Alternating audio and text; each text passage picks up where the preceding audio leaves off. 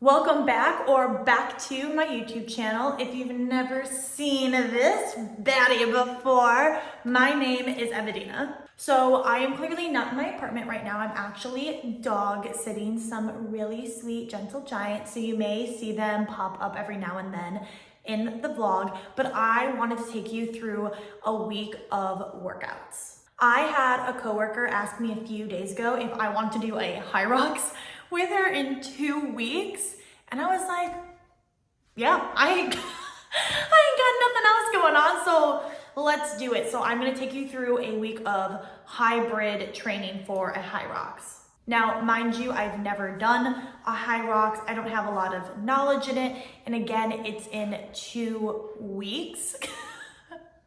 So I don't really know what I'm doing. So I am training for a double because we want to do it together, but if she decides that she doesn't want to do it, regardless, I'm still gonna put myself through it and just kind of like see what happens. The Hyrox event coming up in 2 weeks is a Hyrox simulation.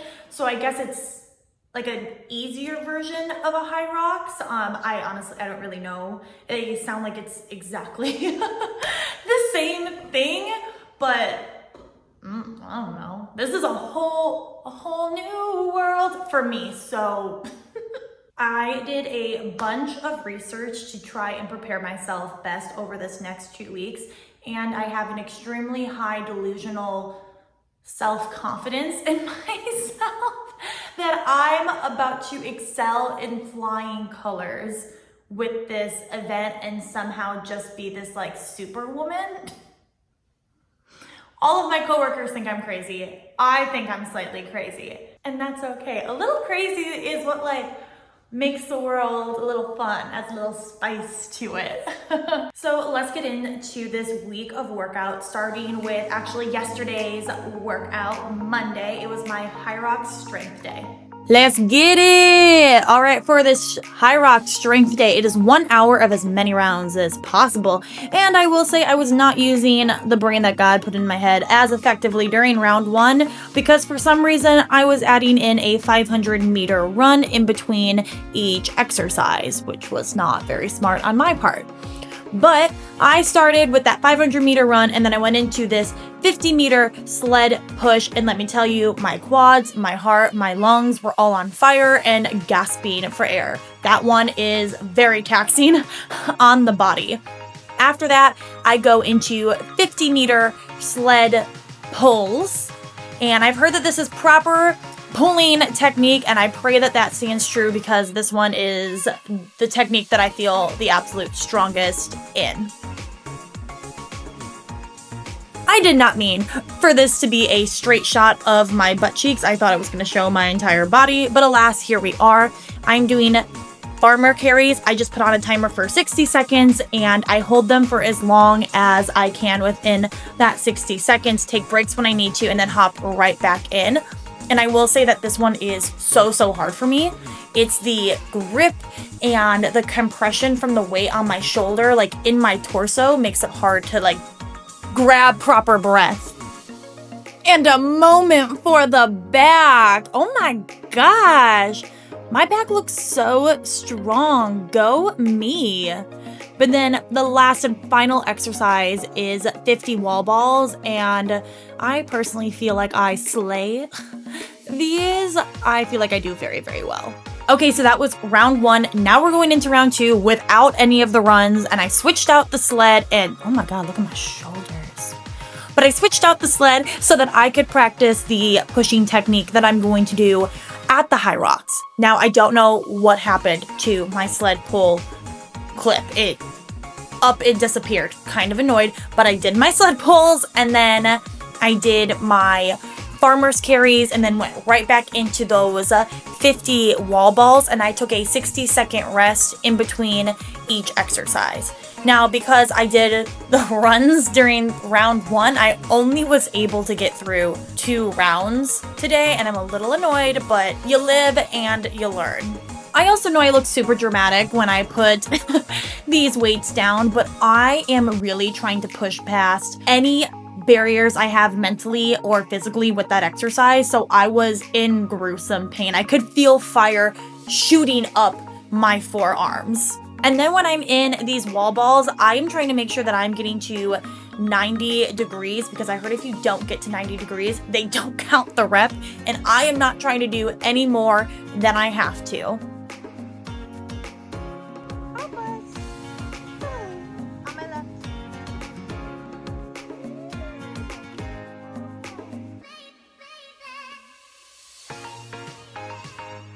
Okay, so we just got back from the gym. I fed the dogs. You can probably hear them scraping their bowls clean and pretending like they weren't just given a gigantic bowl of food.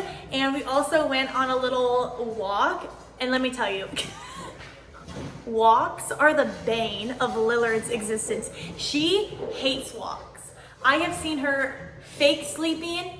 Sometimes I think she pretends that she's deaf and she can't hear me. And the other day she full on pretended she had a limp when it was time to go outside to go potty. But the second it was dinner time, she's running around the kitchen, super excited, suddenly limpless. I said, Baker. But now it is time for us to cook some dinner. And I'm gonna try a new recipe today. I got inspired from someone off TikTok. I don't remember their profile name, but I'll link it somewhere on the screen. But it is a like summer salad. It looks really good. It has like strawberries, cucumbers, avocado, kale, red onion. I don't know, it just seems very like light and summery, and that's exactly what I'm going for right now. So let's make dinner.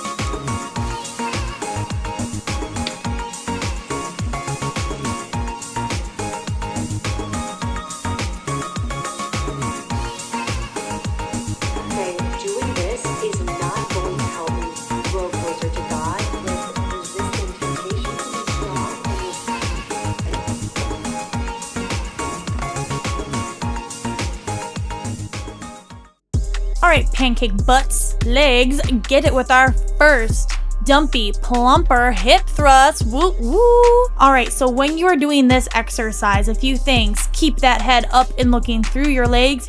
You want your legs at a 90-degree angle, slightly wider than hips width apart, and toes slightly pointed out. Now, this is a compound exercise, so don't go light with the weight.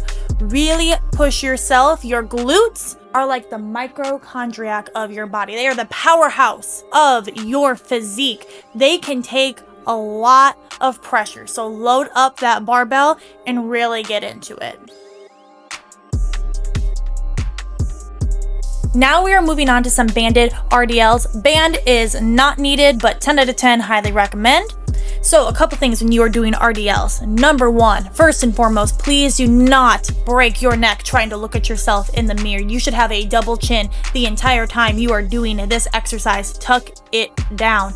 Secondly, this is a hip hinge movement. So you want to send those hips back like you are trying to close a car door with your booty cheeks. And then number three, where those feet are planted, really try to rip the floor apart. It will help you activate your glutes in this movement a little bit more. Okay, so for these kettlebell swings, a few pointers I like to give is one, you are moving that weight with your hips, sending them back, driving them forward.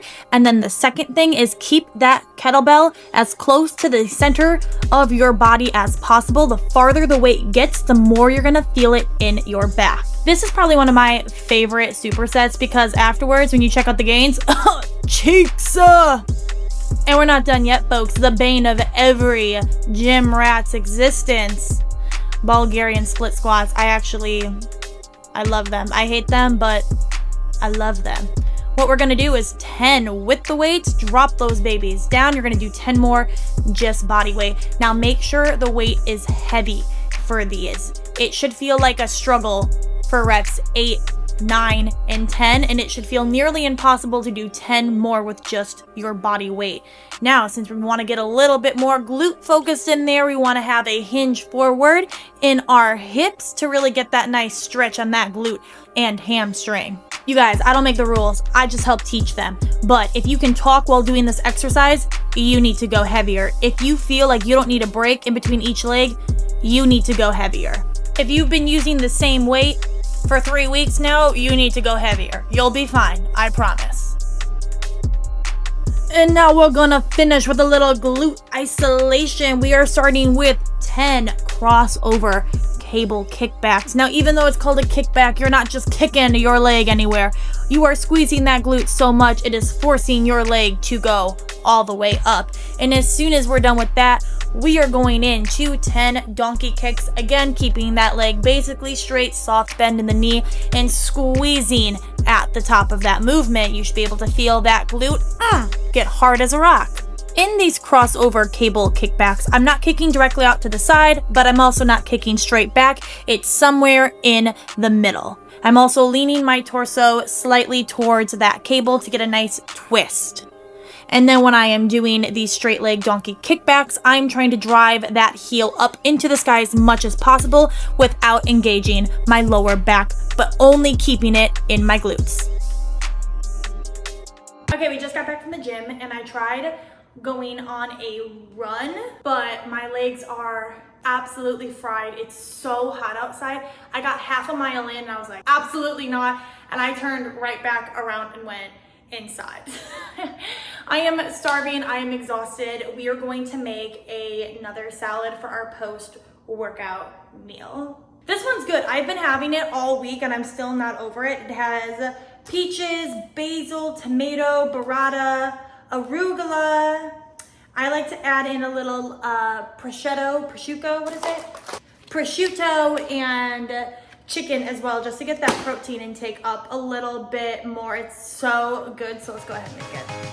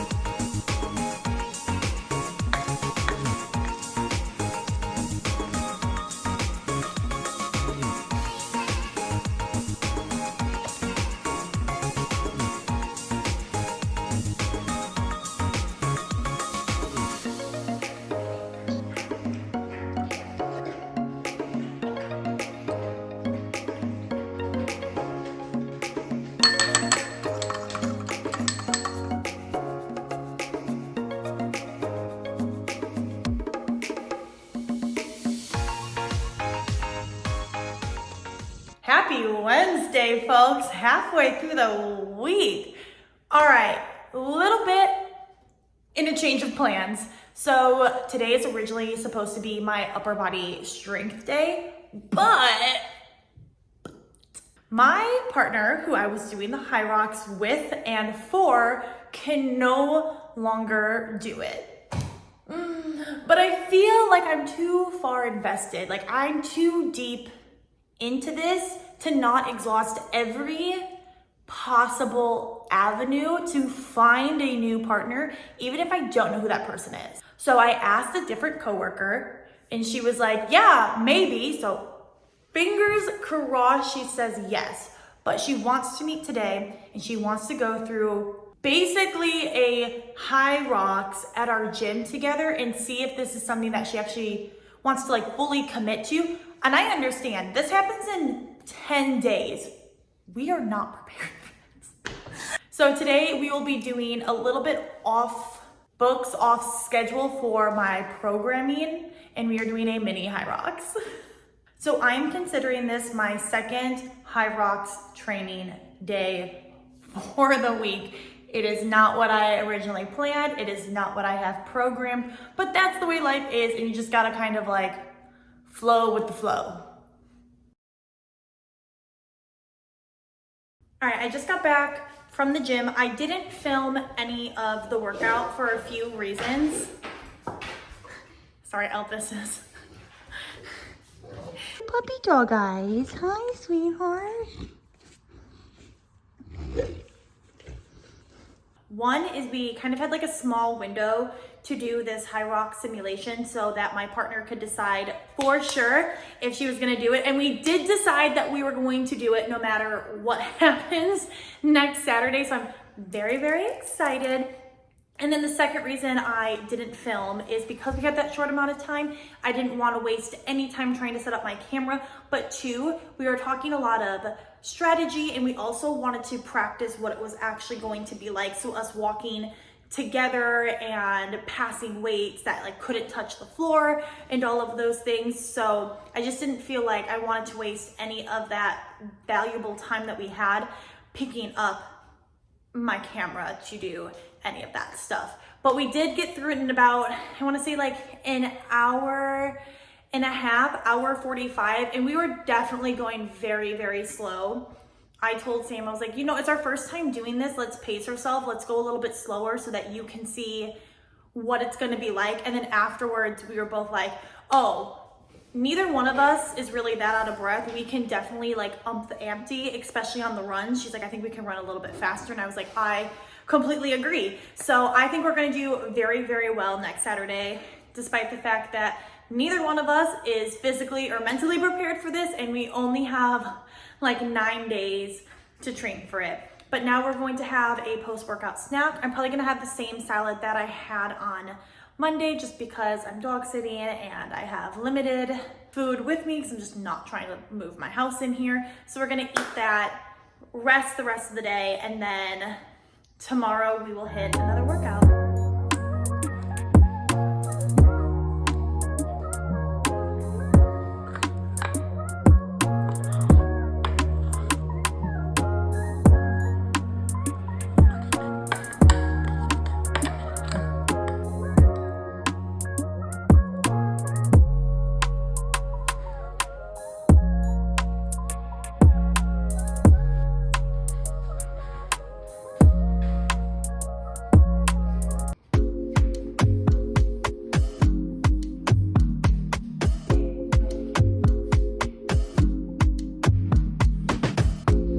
Let's start this upper body day with a little back attack. We are doing pendlay rows. If you are new here, these are my favorite row variations. It is great for building strength, and that's exactly what I'm gonna need for all of those sled pulls I'm about to endure. When you are doing this exercise, it is important to squeeze your glutes and squeeze your core to protect your lower back. You want your torso parallel to the ground, and you want to try and keep your torso as still as possible and only pull with your back and your arms. Those are the only things that should be moving in this movement to the best of your ability.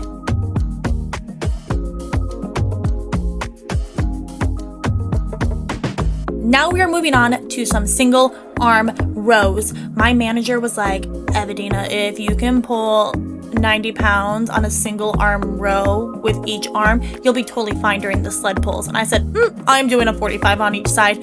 So I buckled down and I added an extra 25 to each side. And honestly, slaying. I'm a hot girl that does hard things. While I am in this pull, I'm driving that elbow close to my body and right past my hip, and I'm slightly rotating towards my arm that is moving just to get that really nice contraction in the back. I like doing these seated and on a machine with the chest support because I feel really locked in and I'm able to pull a little bit more than I usually am. Okay, this angle is terrible, but we are doing what I call 21s. You're doing 7 partial bicep curls, so stopping at that 90-degree angle, going to 7, and then after that you're doing 7 more partials, but on the top half, so going up and then down halfway 7 times, and then once you're done with that, really burn it out with 7 full bicep curls. Now we are doing overhead shoulder press, and I'm perfectly aligned with that crack in the mirror so that you can't see that there is in fact a weight on that left side, but I'm trying to keep my core super braced. My elbows are tucked in, and I'm trying to keep my forearms directly facing that mirror. Okay, this queen next to me, she was doing shoulder presses earlier, and I don't know how in the heck she was doing 25 pounds on each side, but that was mad impressive, and I'm over here with my rinky-dinky 5 pounds. But she came over to cheer me on, so she was very, very nice. We had a cute moment. I think this really highlights that, one, people have different strengths and weaknesses when it comes to the gym, but two, it's women supporting women, and it's improving gym culture by being supportive and uplifting to others. But let's finish these shoulders out with some lateral raises. I like a soft bend in my knee. I'm slightly hinging forward in my hips, and then I'm bringing those dumbbells up only to shoulder height, nothing past that. I keep a soft bend in my elbow, and my hands are slightly in front of my shoulders. So I don't want to go directly out to the side. I want to cheat it in front of me just a little bit more. And baby, my shoulders were burning. Last but not least, we got a little tricep burner. So we are doing 10 skull crushers, really isolating just from that elbow joint, bringing those dumbbells down all the way to the shoulders, pressing them right back up. And as soon as you're done with that, you're gonna flip over 10 push-ups. I like to keep my elbows close to the sides of my body, and usually my triceps are so burned out by this point, I can only do push-ups on my knees, but I rock them, so it's fine. No shame in the knee push-up game.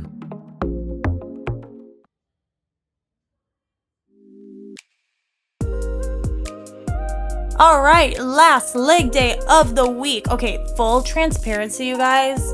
I was on the first day of my period while doing this workout, and for me, doing deadlifts is the same risk as eating spaghetti while wearing white. Like, I was just nervous I was gonna blow the entire time. But let's get into this deadlift form. So we all know what a lightning bolt looks like. Your starting position should look like a lightning bolt to some degree. Feet are directly underneath the bar, and that bar is staying close to your legs the entire time. As you are picking the bar up, you are driving those hips through, and then as you are putting it down, you are driving those hips back and bending your knees. I don't know, it's easy for me to think about this as the first part is like coming up from a squat, and the second part is finishing a hip thrust. Onto the leg press, I'm gonna do a really stupid ponytail flick for absolutely no reason, but do not be afraid to load a leg press up. You can always press way more than what you physically think you can push. Honestly, it's all mental more than it is physical, but I like my feet a little bit higher on the platform, a little bit wider than hips width apart, and then I'm controlling that weight all the way down, and I'm big breath out as I drive that platform away from me. And maybe it's just a me thing, but I hate when people drive the platform up and they lock out their knees and the machine bounces, because your knee is taking all of the grunt of that. So I like to stop just a hair before lockout, so I know that I'm actually using my muscles and controlling the weight. For the leg extension, I don't care if we're sitting. Your core is engaged, your core is tight, everything is a core exercise. Toes are pointed up towards the sky, and you are squeezing and holding that weight at the top before you bring it back down. This should feel like hot fire flames. You should be making ugly faces doing this. If your butt cheeks are lifting up and off of the seat, the weight is too much, you need to bring it back down and focus on slow and controlled reps before you increase that weight. Final exercise, we are doing some seated hamstring curls. Okay, I don't know if you can see it, but I like my knees in line with that yellow access point, that little yellow circle. And then that thigh bar, yeah, it's pushing down on my thighs and locking me into that machine so that the only thing that is moving is the flexion and extension from my knee joint. And ooh, my hamstrings were toasty after this.